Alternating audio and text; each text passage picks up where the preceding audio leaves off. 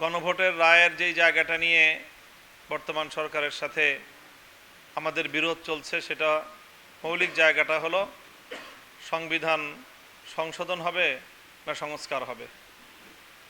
এক্ষেত্রে আমাদের দ্ব্যর্থহীন বক্তব্য, আমাদের রাজনৈতিক অবস্থান হলো যে সংবিধান সংস্কার পরিষদ গঠনের মধ্য দিয়েই সংবিধান সংস্কার করলেই জুলাই গণ অভ্যুত্থানের প্রত্যাশা পূরণ হবে। আর বর্তমান সরকার সংবিধান সংশোধনের জন্য যেই কমিটি গঠন করেছে, সেই কমিটি গঠনকে আমরা ইতিমধ্যেই প্রত্যাখ্যান করেছি এবং আমরা মনে করি এই কমিটি গঠন এবং এই কমিটির মাধ্যমে সংশোধনের যেই উদ্যোগ, এটা জাতীয় আকাঙ্ক্ষার সাথে এবং জুলাই অভ্যুত্থানের প্রত্যাশার সাথে স্পষ্ট বিশ্বাসঘাতকতা। আমরা সরকারকে এই বিপজ্জনক পথ থেকে ফিরে এসে সংবিধান সংস্কার পরিষদ গঠনের মাধ্যমে সংস্কারের পথে হাঁটার আহ্বান জানাই।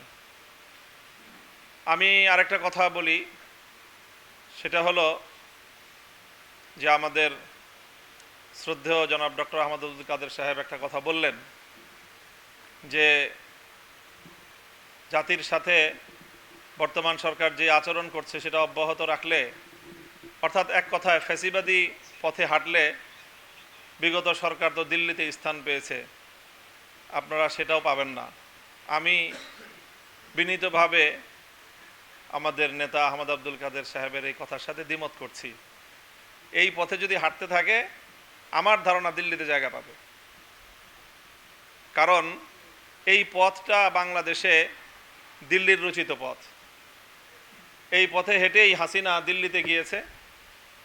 জনগণের 70% জনগণের ম্যান্ডেটকে উপেক্ষা করে জুলাই বিপ্লবকে অকার্যকর করার পথে যদি তারা হাঁটে, তাহলে বাংলাদেশের মানুষের মন না পেলেও দিল্লির মন বর্তমান সরকার জোগাতে পারবে। আর দিল্লির প্রতি আমার এখন এই সুধারণা, হাসিনাকে যেভাবে জায়গা দিয়েছে, পরবর্তী ফ্যাসিবাদীকেও দিল্লি জায়গা দিবে বলেই আমার ধারণা।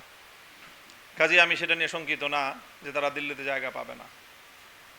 আমি বলতে চাই সেটা হলো যে বিগত সরকারের একটা পলিসি ছিল, আমার মনে হচ্ছে যে এই সরকার কদমে কদমে শেখ হাসিনাকে অনুসরণ করতে চাচ্ছে। তার মধ্যে একটা হলো, বিগত সরকারের একটা কথা ছিল, বিশেষ করে আমাদের ইসলামপন্থী দলগুলোকে, যে আপনারা আওয়ামী লীগের বিরুদ্ধে আন্দোলন করেন, কিন্তু এই বিএনপি জামাতের সাথে যান কেন, আলাদা থাকেন।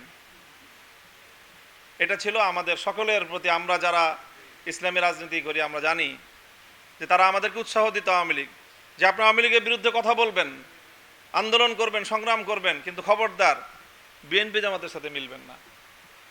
আমি দেখছি বর্তমান সরকারেরও ঠিক সেই একই পলিসি গ্রহণ করতেছে, যে আপনারা দাবি করেন, কিন্তু দাবিটা যেন সরকারের বিপক্ষে কেন্দ্রীভূত না হতে পারে, এক জায়গায় এসে শক্তিশালী হতে না পারে, সরকার সেই পলিসি গ্রহণ করার চেষ্টা করছে।